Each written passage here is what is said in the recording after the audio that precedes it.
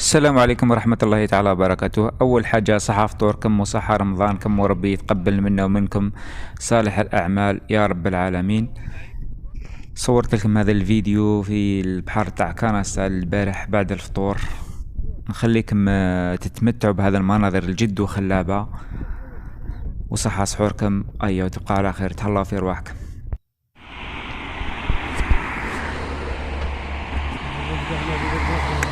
تنسوا الاشتراك بالفيديو واشتراك في القناة وتعليق الشباب. أيوة تهلاو.